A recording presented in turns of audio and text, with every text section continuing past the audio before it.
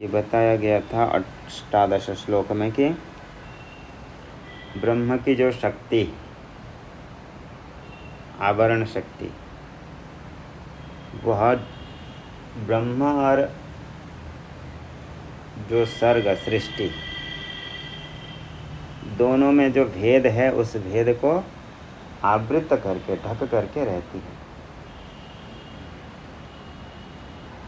और उसी आवरण के बाद ही क्या दिखता है, उसमें विक्षेप विकृतत्वेन भासते, शक्तिवशात उस शक्ति के बल से जो ब्रह्म है वह विकृत रूप से दिखता है। ब्रह्म विकृतत्वेन भासते, विकृत रूप से दिखता है। यह अष्टादश में विचार हुआ था। वास्तव में उसमें कोई विकृति नहीं है। आगे ये तो आंतरिक हुआ। बाह्य अपि आवृत्ति नाशेन सर्ग ब्रह्म वेद स्फुरणात् ब्रह्मणि आरोपित विकारः निवर्तते इति अतः।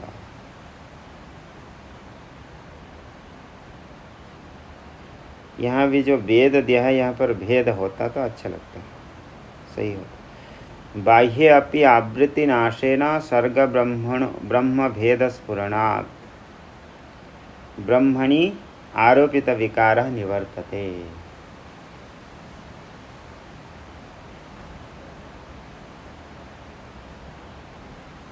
अथवा वेद ज्ञान करके भी अर्थ हो जाएगा। सर्ग ब्रह्मणयोर वेद इति ज्ञान, ज्ञान के स्फुरण से, ज्ञान होने से ब्रह्मणि आरोपित विकारः निवर्तते। ब्रह्म में जो आरोपित विकार है उसकी निवृत्ति हो जाती है जब अविद्या नाश होने पर। इसी बात को बता रहे हैं 19वें श्लोक।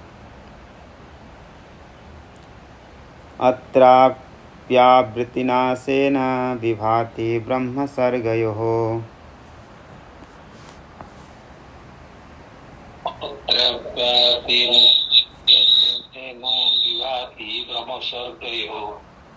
भेदस्तयोर्विकारं स्यात् सर्गेण ब्रह्मणि क्वचित्। भेदस्तयोर्विकारं स्यात् सर्गेण ब्रह्मणि क्वचित्।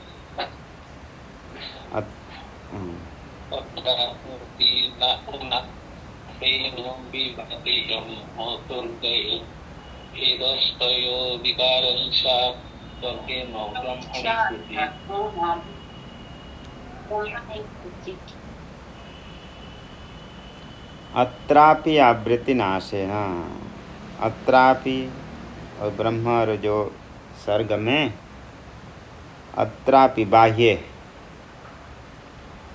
आवृत्ति नाशेन, आवृत्ति के नाश होने पर विभाति ब्रह्म सर्गयोः, ब्रह्म और जो सर्ग सृष्टि, सर्ग का अर्थ क्या है, सृष्टि, जो ब्रह्म और सृष्टि है दोनों का भेद, स्तयोः विकारम आवृत्ति नाशेन ब्रह्म सर्गयोः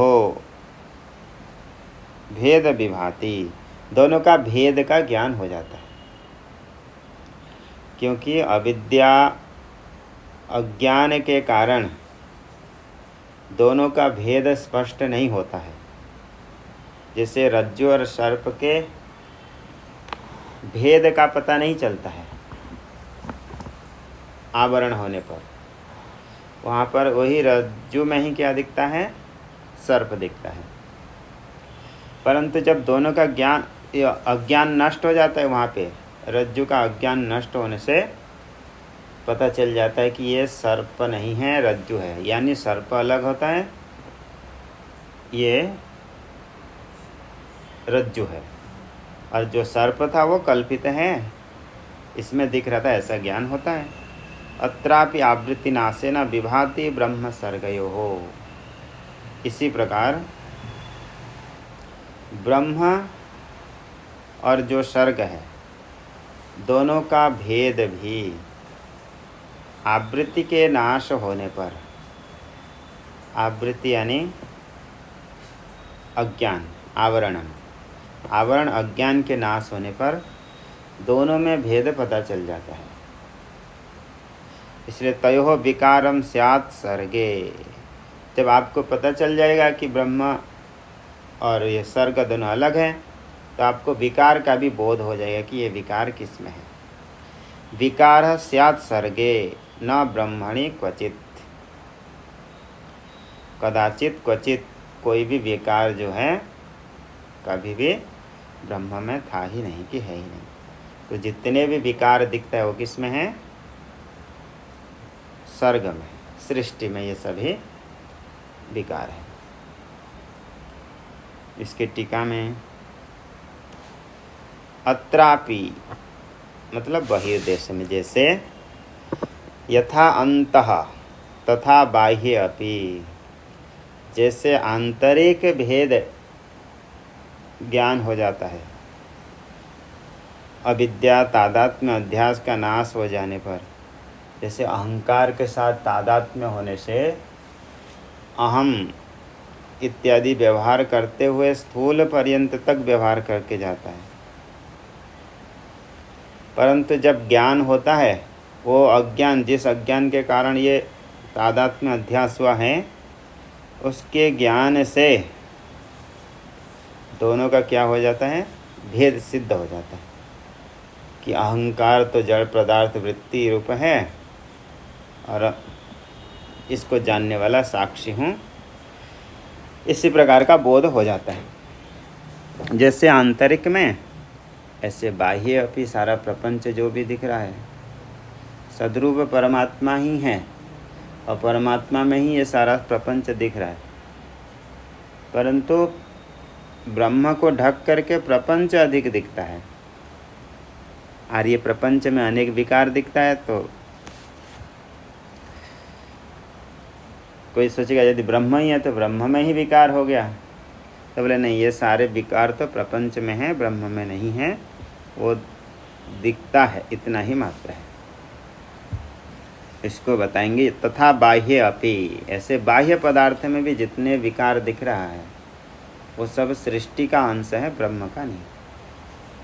तो आवृत्ति नाशेन अन्वय व्यतिरेकाभ्याम, आवृत्ति अज्ञान के होने पर सारा प्रपंच दिखता है, अज्ञान नहीं होने पर प्रपंच का भान नहीं दिखता है। अंतर्बहिश्च पदार्थ द्वय परिशोधन पूर्वकेन अहम ब्रह्मास्मीति अभिव्यक्तेन सच्चिदानंद लक्षण ब्रह्मात्म बोधेन। बोले कि आवृत्ति की नाश से, आवृत्ति का नाश कैसे होगा? तो उसके लिए कह रहे हैं कि दोनों प्रकार के पदार्थ का शोधन करके, दोनों प्रकार के पदार्थ क्या क्या? आंतरिक और बाह्य, दोनों प्रकार के पदार्थ का परिशोधन करके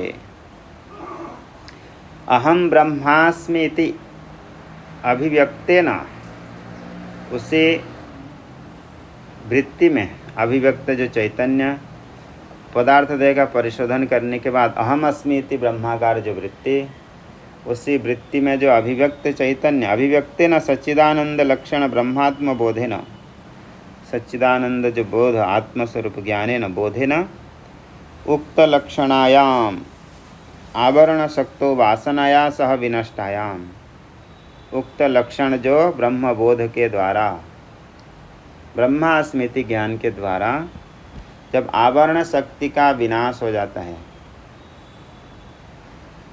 वासनाया सह विनष्टायाम सत्याम, वासना के साथ जब अज्ञान का नाश होगा तो तेन आवृत्ति नाशेन, उसी आवृत्ति का नाश से ब्रह्म सर्गयोः भेदः विभाति, स्पष्ट रूप से भान होता है, विशेषण भाति, स्पष्ट रूप से भाति, विभाति किम ब्रह्म सर्गयोः भेदः, ब्रह्म और सर्ग जो सृष्टि का प्रपंच का भेद स्पष्ट रूप से पता चलता है।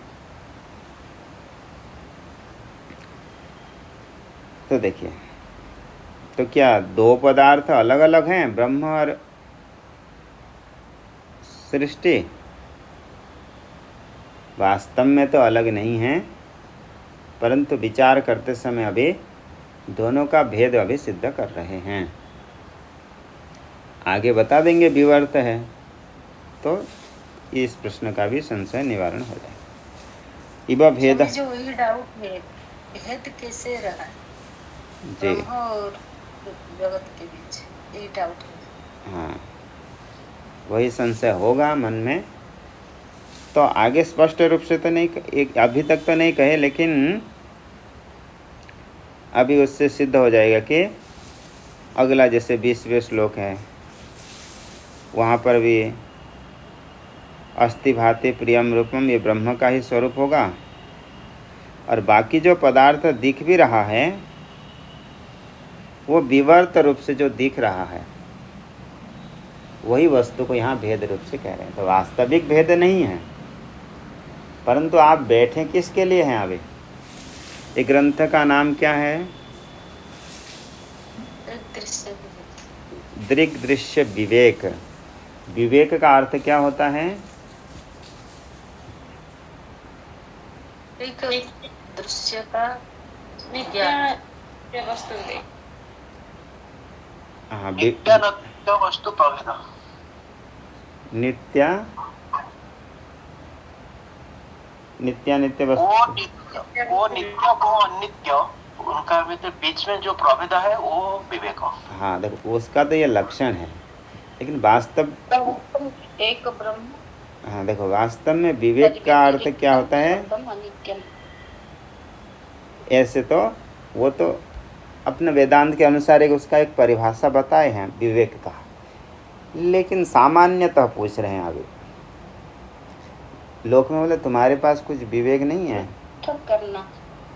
हाँ, पृथक करना, अलग करना। विवेक विवेक विवेक का अर्थ क्या होता है? वही पृथक करना। तो दृक् और दृश्य का क्या कर रहे हैं? पृथक कर रहे हैं, विवेक कर रहे हैं। दोनों में क्या सिद्ध कर रहे हैं? भेद सिद्ध कर रहे हैं। तो भेद बताना कोई यहाँ गलत हो रहा है? नहीं। दृक् क्या है, दृश्य क्या है, दोनों का विवेक, पृथककरण किया जा रहा है, अलग किया जा रहा है, भेद किया जा रहा है। पृथक यानी भेद। तो वास्तव में ये सब उससे भिन्न नहीं है। कल के पाठ में थोड़ा सा बोला था, ज़्यादा स्पष्ट नहीं किया था, कि कार्य से कारण भिन्न है कि नहीं है? कार्य से कारण भिन्न है। कारण से कार्य भिन्न नहीं है। भिन्न होने से कहाँ से आएगा? तो कार्य का अस्तित्व नहीं रहेगा। हाँ, देखो क्या पूछ क्या रहे हैं कि दोनों में भेद है कि नहीं है। तो कार्य से कारण भिन्न है। कारण से कार्य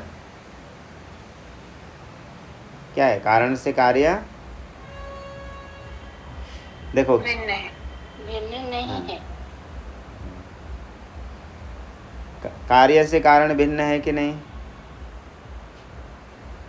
जल्दी, ज़्यादा नहीं सोचना है, इतने दिन से पढ़ रहे हैं। दिखाई पड़ता है। हाँ, भिन्न है। और कारण से कार्य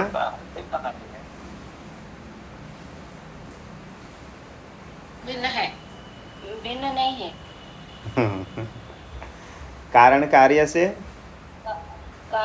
कारण देखो, जैसे जो पूछ रहे हैं वही बताओ, आप पूरे व्याख्या लंबा नहीं करना है। ठीक है? देखो, कारण से कार्य भिन्न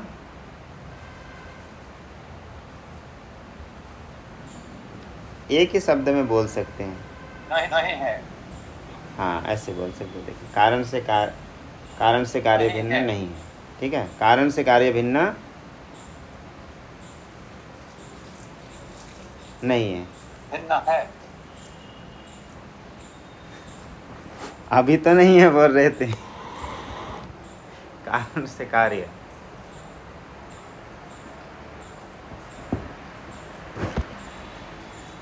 चलो क्यों उलझ रहे हैं? नहीं, कार्य से कारण भिन्न है कि नहीं? है। और कारण कार्य से, ठीक है वो कारण कार्य से नहीं है, भिन्न नहीं है। कार्य से भिन्न नहीं है, कार्य कारण से भिन्न है। देखो क्या पूछे,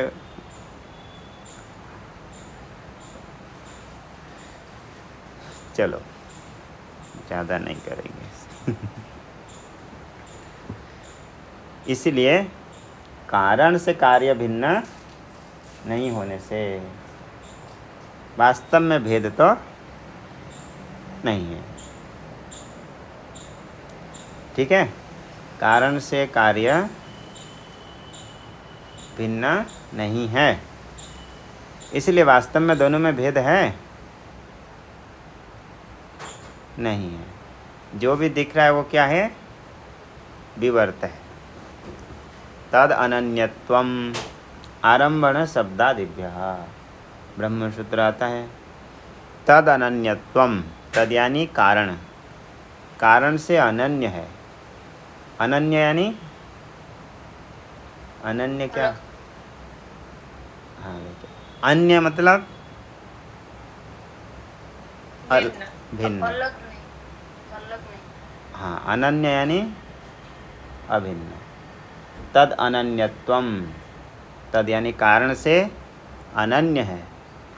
तद अनन्यत्वम अभिन्नता, अभिन्नत्वम कारण से अभिन्नता है। बोले कहाँ से पता चला? आरंभण शब्दादिभ्यः, आरंभण शब्द से पता चला। आरंभण शब्द कहाँ पे सुनाया है? कहाँ सुने हैं? छांदोग्य उपनिषद में वाचारंभणम विकारो नामधेयम मृत्तिका इत्येव सत्यम। तो जो कार्य है वो कारण से भिन्न क्या है कि नहीं? नहीं है। तो देखिए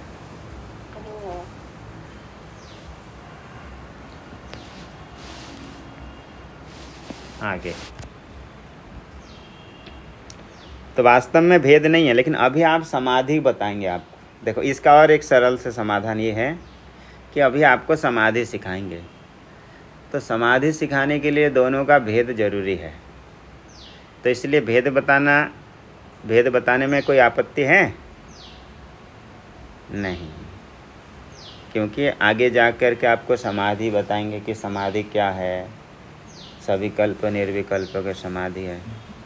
तो ये जितना भी दृश्य पदार्थ है, इस दृश्य पदार्थ को जानने वाला साक्षी चैतन्य रूप आत्मा मैं हूँ। तो वैसा जानने के लिए इनका भेद चाहिए कि नहीं चाहिए? चाहिए। हाँ, बस इतना कह देंगे कि ये पारमार्थिक नहीं है। ऐसे बोलने से व्यवहारिक भेद का तो कोई निराकरण नहीं है। उसके लिए भी ब्रह्मसूत्र में है अधिकम तो भेद निर्देशात, इसका तात्पर्य अलग है, लेकिन व्यवहारिक में भेद थोड़ा सा ये होता है। तो देखिए,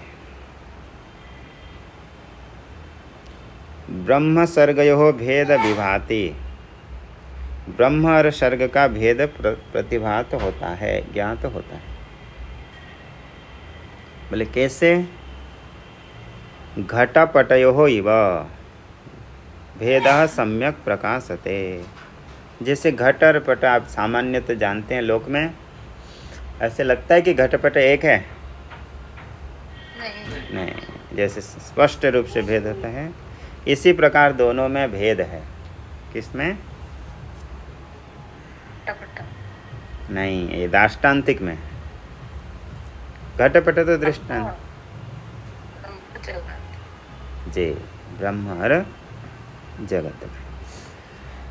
एवं भेदे भात यहाँ अलग अलग कैसे बताए, कैसे भेद बताए, ये जो बोले ना स्टार्टिंग से अभी तक, ये तो थोड़ा नहीं समझ पाई।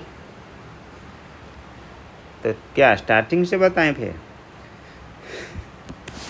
देखिए कोई नहीं, ओ लोग का जो भेद बताए, वही तो इसी श्लोक से ही तो शुरू करके बता रहे हैं कि अज्ञान दोनों का अभेद होता है। पहले स्थूल ब्रह्म जगत और ब्रह्म का क्या होता है, तादात्म्य होने से सब कुछ ब्रह्म ही है। तो ये सारा विकार दिखता है जगत में, तो ये सारा जगत यदि ब्रह्म में ही है, ऐसे विचार किया जाए कि ब्रह्म में ये सारा विकार है, तो फिर इसके श्लोक के अंतिम में बताए कि नहीं, भेदस्तयोः विकारः स्यात् न सर्गे ब्रह्मणि न ब्रह्मणि क्वचित। जो विकार आदि है ये सभी किस में है, सर्ग में है, जगत में। सर्ग में जगत में है, ब्रह्म में कुछ भी नहीं है। इसी को लेकर के दोनों में भेद दिखा रहे हैं। चलो इसका फिर आगे के श्लोक से भी अच्छा होगा, क्योंकि वहाँ कहा गया कि अस्ति भाति प्रियम रूपम, सब कुछ सदरूप ब्रह्म ही है। सत जो भी प्रतीत हो रहा है, तो सदरूप ब्रह्म होगा तो विकार भी किस में दिखेगा, ब्रह्म में ही दिखेगा। तो भी कहले दोनों में भेद है, विकार कुछ ब्रह्म में है ही नहीं, इसी को बता रहे। आंतरिक विकार का भी तो निराकरण किए थे पहले। आंतरिक विकार जो है वो ब्रह्म में कुछ भी नहीं। ऐसे देखिए, एवं भेदे भाते सति तयोः ब्रह्म सर्गयोः मध्ये नाम रूपात्मके सर्गे व जन्मादि विकारः स्यात्। अस्ति जायते वर्धते विपरिणमते अपक्ष्यते विनश्यति, ये जितना भी विकार है वो जन्म आदि विकारः नाम रूप सृष्टि जगत में ही है, ब्रह्म में नहीं है। न ब्रह्मणि क्वचित। आनंद लक्षणे ब्रह्मणि एकदेशे अपि विकारः न स्यात्। बोले कुछ ही अंश में तो विकार हो, व्यापक जो परमात्मा में, अरे नहीं, थोड़ा सा भी ब्रह्म में विकार नहीं है, एक देश में भी उसमें कोई विकार नहीं। तो देखो, एवं अंतर्बहिश्च आवृत्ति कार्यम कार्य तादात्म्य वशात साक्षी ब्रह्मण भोक्तृ। देखो आगे बता दे रहे हैं कि ये भेद क्यों बता रहे हैं, अगले श्लोक अवतरणिका में ही स्पष्ट कर दे रहे हैं कि एवं इसी प्रकार अंतर्बहिश्च आवृत्ति कार्य तादात्म्य वशात, अंतर और बहिर दोनों में आवृत्ति का कार्य क्या है, आवृत्ति का कार्य क्या होगा, आवृत्ति यानी आवरण, अज्ञान, उसका कार्य क्या है,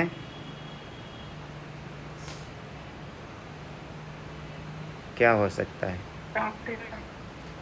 जी? नहीं, वही आवृत्ति मतलब आवृत्ति यानी आवरण, ढकने से आगे क्या होगा,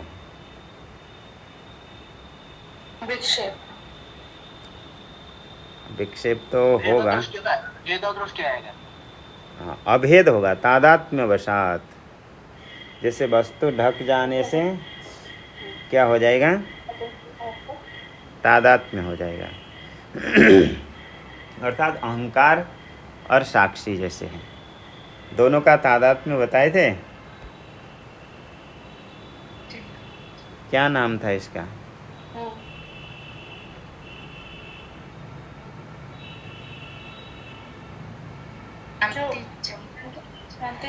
जी भ्रांतिजन्यम, इसका नाम था भ्रांतिजन्यम। तो साक्षी ब्रह्मण भोक्तृत्वादि, तो वही तादात्म्य हो जाता है अहंकार के साथ, आवृत्ति के कारण देह के साथ भी हो जाता है, तो स्थूल देह के साथ तादात्म्य होने से भी होता है। भोक्तृत्व भोग्यत्वादि रूपम विकारम तदावृत्ति नाशेन तत्कृत विकार निवृत्तिम च दर्शयित्वा। तो देखिए साक्षी में भी विकार का आरोप नहीं होता है, होता है। तादात्म्य वसाद, दोनों के तादात्म्य से क्या होता है? साक्षी ब्रह्मण, हाँ साक्षी और ब्रह्म में दो अलग अलग हैं क्या? नहीं, एक है। दो कहे।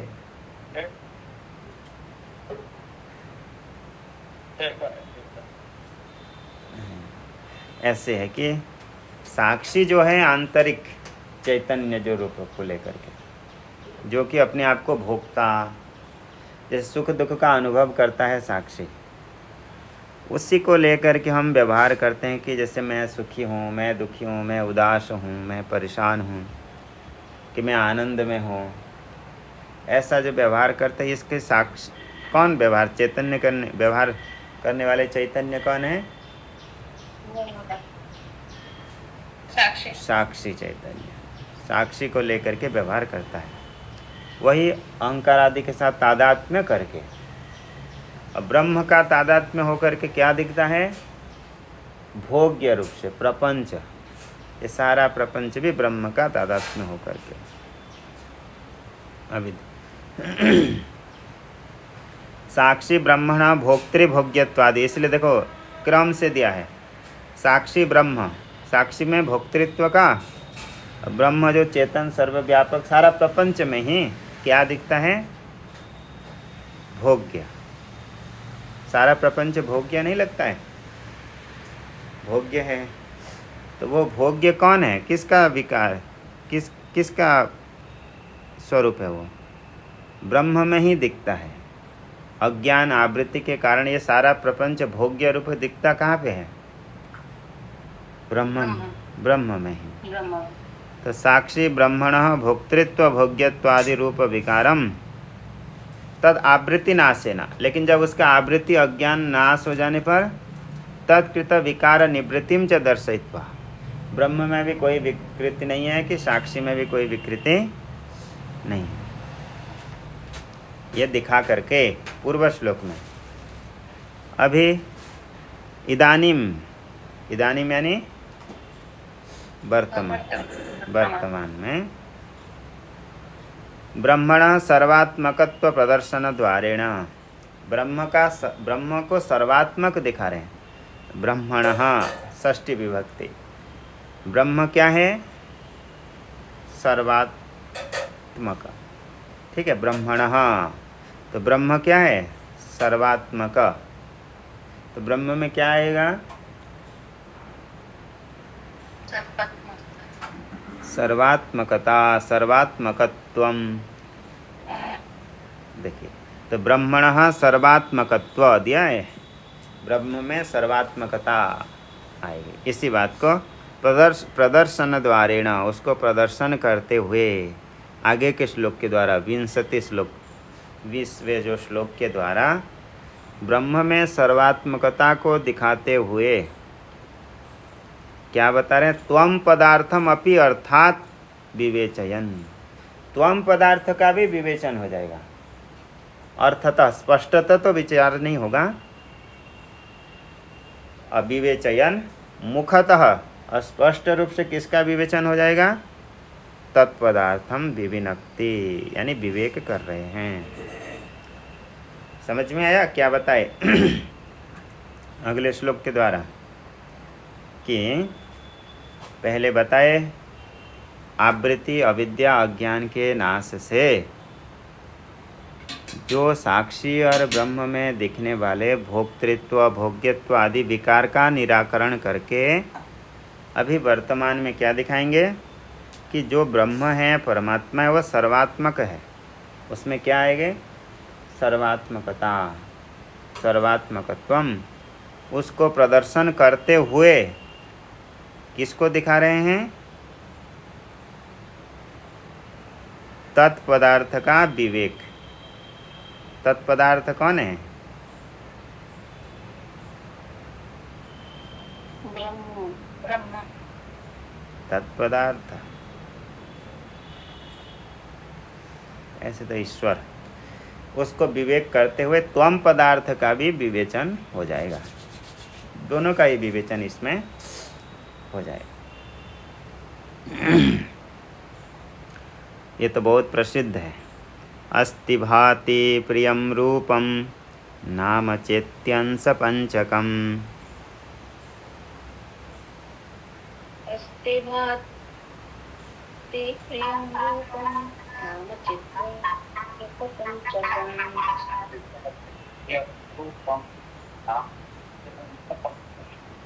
आद्यत्रयं ब्रह्मरूपं जगद्रूपं ततोद्वयम्। आद्यत्रयं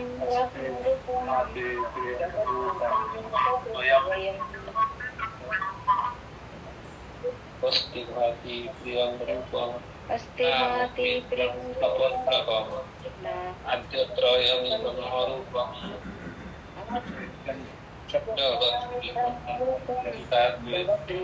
ततोद्वयम्। जी। अस्ति मतलब विद्यते, है इस प्रकार के। अस धातु, जैसे भू धातु का अर्थ क्या होता है?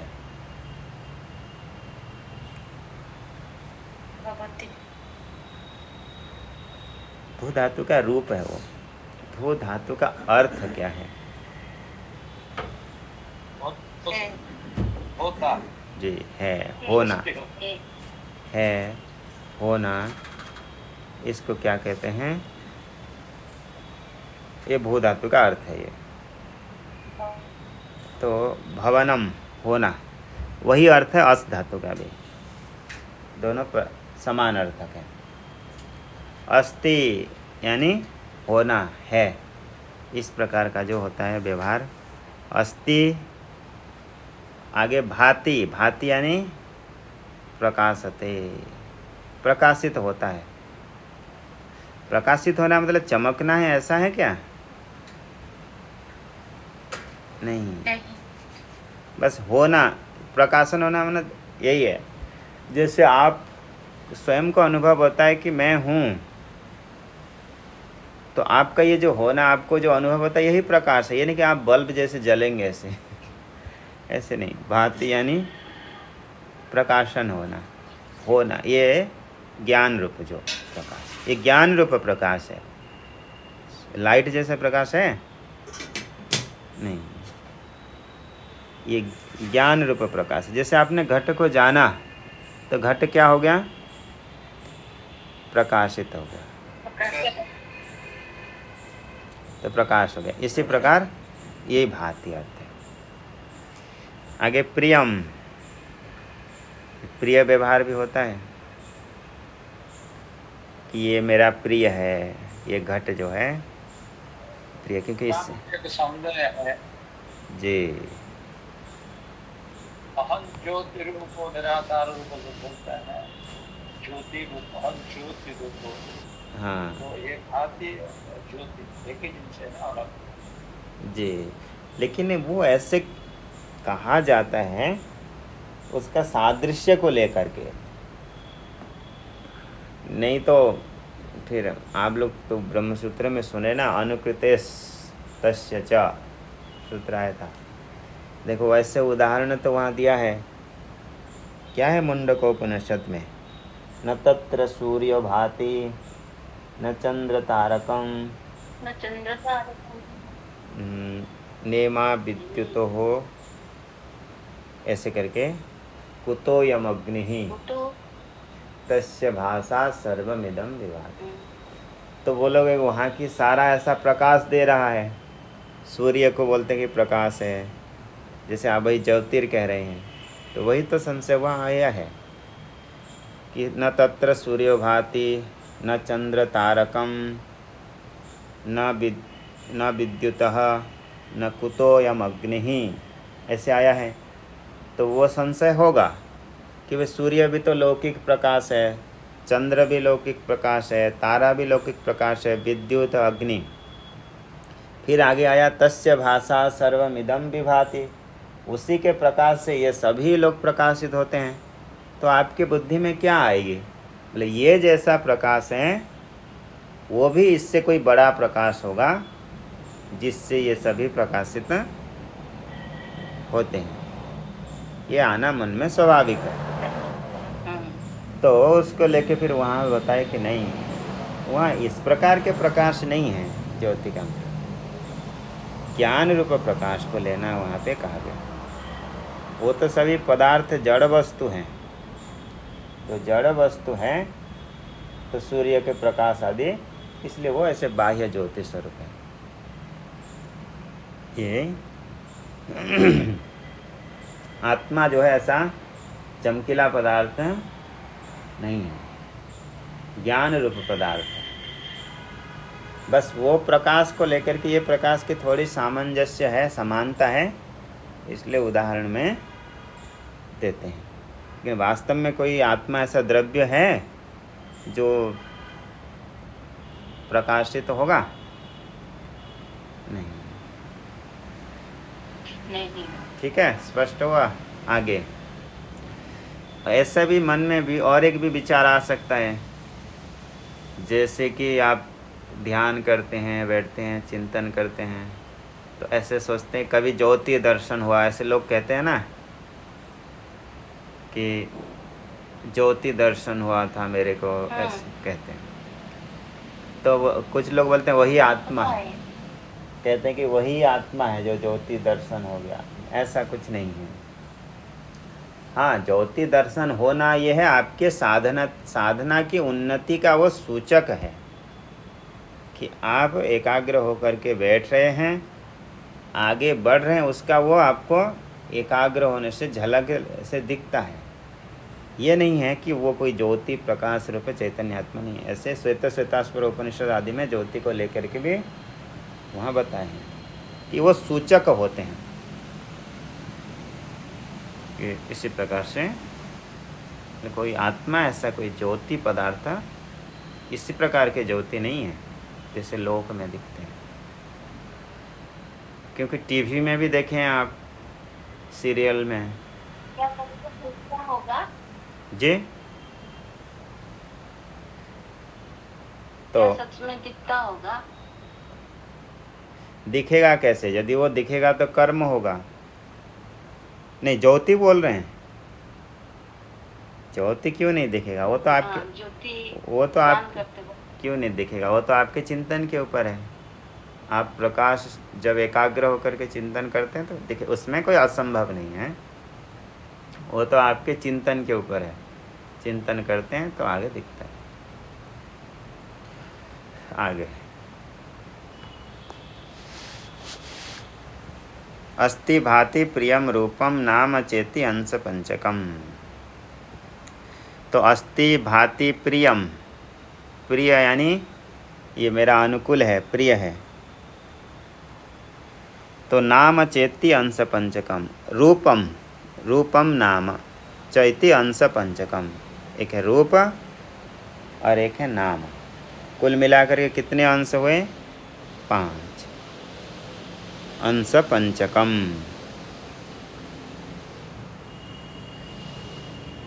पंचक यानी 5, पंच यानी भी 5, पंचक यानी भी 5। ऐसे जोड़ करके लिखते हैं, क को स्वार्थ में जोड़ के लिख देते हैं पंचकम, ऐसे स्वार्थ में कन। आद्यत्रयम ब्रह्म रूपम, जो पहला 3 है, क्या क्या है?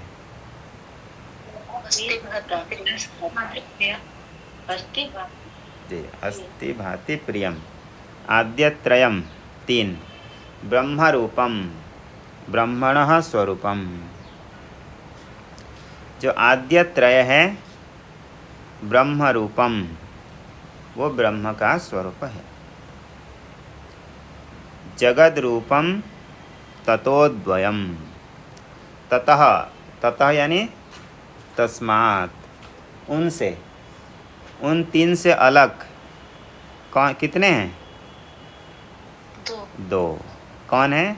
नाम रूप, नाम रूपम, नाम रूप, ये हो गए 5। सारा प्रपंच को आप 5 प्रकार से विभक्त कर सकते हैं, मतलब आप बता सकते हैं ऐसे। देखिए, अस्ति यानी विद्यते। अस्ति का अर्थ क्या है? विद्यते, जो विद्यमान होना, सत्ता। कभी आपका ऐसा होता है कि मैं नहीं हूँ? नहीं, वही अस्ति, वही सत्ता। अस्ति यानी सत्ता। भाति, वही स्वयं प्रकाश रूपता। वही स्वयं प्रकाश रूप क्या है, इसको स्पष्ट करें तो क्या होगा? अभी बता रहे थे, बल्ब जैसे जलना। नहीं, ज्ञान रूप, चेतनता का। इसको और स्पष्ट करें तो कैसे बता सकते हैं आप प्रकाश स्वरूप हैं।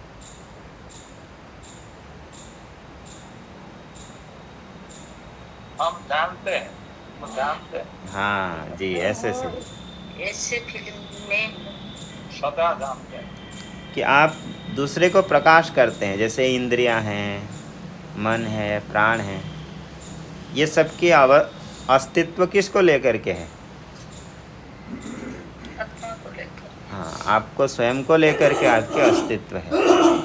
इसलिए ये प्रकाशते, मैं प्रकाश होता हूँ, ज्ञान स्वरूप है। क्योंकि आप, इसलिए तो प्रत्यगात्मा कहते हैं अपने आप को, क्योंकि आप इन सब से प्रतिकूल रूप से दिखते हैं, इनको जानते हैं, प्रकाशन करते हैं। इसलिए आप क्या हैं? भांति, ये आपका ही स्वरूप है। आगे है साक्षी प्रत्यगात्मा, ये एक है ना? साक्षी प्रत्यगात्मा जी एक ही है, वही साक्षी है प्रत्यगात्मा। प्रत्यगात्मा शब्द जीव के लिए भी प्रयोग करते हैं, सब एक ही है ना, इसलिए मिल जाते हैं कभी कभी। प्रियम जी मत जैसे राधे कृष्ण जी। प्रणाम स्वामी जी। अंतर्मन का जो ज्ञान है, जो प्रकाशित होता है, उसको प्रकाश कहते हैं ना? अंतर मन का जो ज्ञान है, ज्ञान जो प्रकाशित होता है, जैसे कैसे कहें इसको? जैसे कि अच्छाइयाँ, इंसान के अंदर का जो अच्छाइयाँ होता है, जो लोगों को सेवा करना, लोगों को अच्छा, जैसे आप हम लोगों को बता रहे हैं अच्छी अच्छी बातें, वो सब जो होता है वो ज्ञान से ही होता है ना। अच्छा ज्ञान जब अंतर्मन से हमारा ज्ञान निकल, मैंने क्या कहते हैं उसको, ज्ञान होता है, वही प्रकाश है ना, लोगों को प्रकाशित करता है, लोगों को अच्छाइयाँ बताता है, लोग उसी को अनुसरण करते हैं। जी जी, ऐसा है कि देखिए, वो जो कह रहे हैं ना, वो ऐसा है कि वो वृत्तियाँ हैं, अच्छाई करना, वो अंतःकरण के ही ये सभी क्या हैं? परिणाम है। प्रकाश मतलब इन सबको भी जो जानना होता है, वही क्या है? आपका प्रकाश रूपता, वही स्वरूप आपके प्रकाश रूपता है। जैसे आप सोचते हैं कि हम अच्छे कर्म करते हैं, जो भी ये सारे अंतःकरण के क्या हैं? वृत्ति हैं। अंतःकरण ऐसे वो ज्ञान तत्तदाकार से होता है। लेकिन यहाँ पर जो ज्ञान कह रहे हैं वो आपका स्वरूप ज्ञान है, जो आप हैं, इन अच्छाइयों को जानते हैं, जो बुराइयों को जानते हैं, सभी को जो जानते हैं आप, वही आपका क्या है? स्वरूप प्रकाश रूपता, वही आपके प्रकाश रूपता। तो देखिए, ये हो गया अस्ति भाति प्रियम। आगे करेंगे प्रियम यानी प्रेमास्पदम, प्रेम का जो विषय है, क्योंकि आत्मा सबसे प्रिय है, इसलिए प्रेमास्पदम। अद्वैत मकरंद में बहुत सुंदर आप लोगों को बताए थे कि आत्मा प्रिय कैसे है। याद करके आप इसको कल बताना, बड़े सरलता से बताए थे कि आत्मा प्रिय कैसे है। थोड़ा सा बता दो तो याद कर लेना आप लोग। 4 प्रकार के याद, वो उसको विभाग कर दिए पदार्थ को। क्या क्या? एक प्रिय, अप्रिय, तीन हो गया, और उपेक्ष्य तीन हो गया। ऐसे विचार किए थे और सारे पदार्थ को आपस में ऐसे बांट के रखे, अंतिम में जो बचेगा वो क्या है? आत्मा। इसको देख कर क्या ना, आप लोग कहाँ पढ़े थे, किस श्लोक में था, तो बताना। तो प्रियमिति प्रेमास्पदम, आत्मा सबसे प्रेमास्पद है। इसको वहाँ अच्छे से बताए थे, इसको देख के आना आप लोग, आगे करेंगे कल। स्वामी जी, जी स्वामी जी, संथ शब्द का कैसे होगा, संधि कैसे होगा, समास कैसे होगा? संथ